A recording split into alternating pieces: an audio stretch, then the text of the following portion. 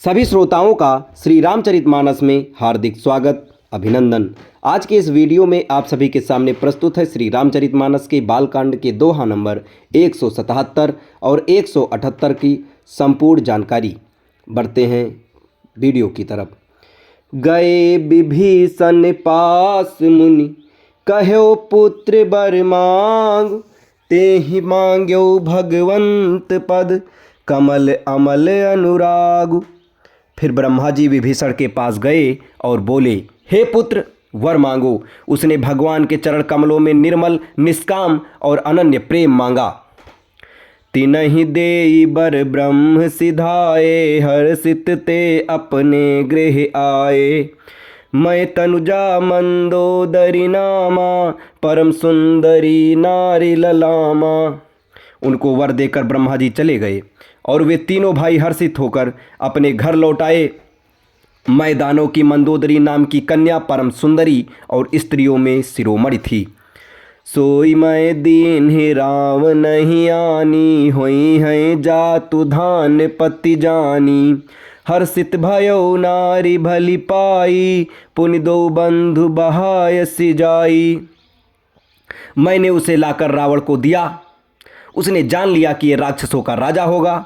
अच्छी स्त्री पाकर रावण प्रसन्न हुआ और फिर उसने जाकर दोनों भाइयों का विवाह कर दिया। गिरि त्रिकूट एक सिंधु मंझारी, विधि निर्मित दुर्गम अति भारी। सोई मैदानों बहुर संवारा, कनक रचित मणि भवन अपारा। समुद्र के बीच में चित्रकूट और त्रिकूट नामक पर्वत पर ब्रह्मा का बनाया हुआ एक बड़ा भारी किला था। महान मायावी और निपुण कारीगर मैदानों ने उसको फिर से सजा दिया। उसमें मड़ियों से जड़े हुए सोने के अनगिनत महल भी थे। भोगावती जसी अहिकुल बासा, अमरावती जसी सक्र निवासा। तिन्हते अधिक रम्य अति बंका, जग विख्यात नाम तेहि लंका। जैसी नागकुल की रहने की पाताल लोक में भोगावतीपुरी है और इंद्र के रहने की स्वर्गलोक में अमरावतीपुरी है, उनसे भी अधिक सुंदर और बांका हुआ दुर्ग था। जगत में उसका नाम लंका प्रसिद्ध हुआ। खाई सिंधु गंभीर अति, चारियों दिस फेरि आओ। कनक कोट मणि खचित दृढ़, बरनि न जाई बनाओ। उसे चारों ओर से समुद्र की अत्यंत गहरी खाई घेरे हुए है।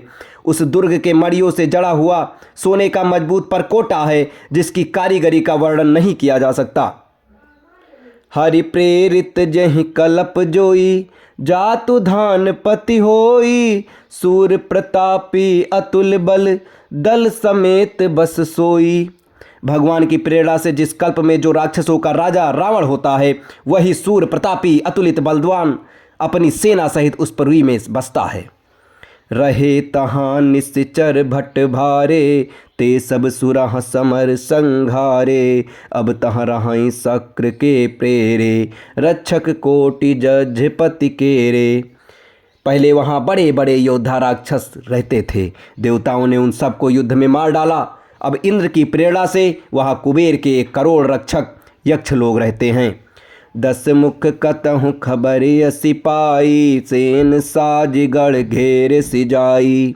देखी बिकट भट बड़ी कटकाई, जक्ष जीव लय गए पराई। रावण को कहीं ऐसी खबर मिली, तब उसने सेना सजाकर किलों को जा घेरा। उस बड़े विकट योद्धा और उसकी बड़ी सेना को देखकर यक्ष अपने प्राण लेकर भाग गए। फिर सब नगर दसानन देखा, गयो सोच सुख भयो विशेषा। सुंदर सहज अगम अनुमानी, किन तहाँ रावण रजधानी। तब रावण ने घूम फिर कर सारा नगर देखा। उसकी स्थान संबंधी चिंता मिट गई और उसे बहुत ही सुख हुआ। उस पुरी को स्वाभाविक ही सुंदर और बाहर वालों के लिए दुर्गम अनुमान करके रावण ने वहाँ अपनी राजधानी कायम की।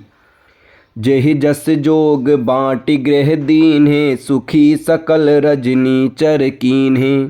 एक बार कुबेर पर धावा, पुष्पक जान जीति लय आवा। योग्यता के अनुसार घरों को बांटकर रावण ने सब राक्षसों को सुखी किया। एक बार वह कुबेर पर चढ़ दौड़ा और उसे पुष्पक विमान को जीतकर वहां से ले आया। अब इसके आगे के दोहे और उसकी व्याख्या आपको अगले वीडियो में बताई जाएगी। तब तक हमारे साथ बने रहें। धन्यवाद। जय श्री राम।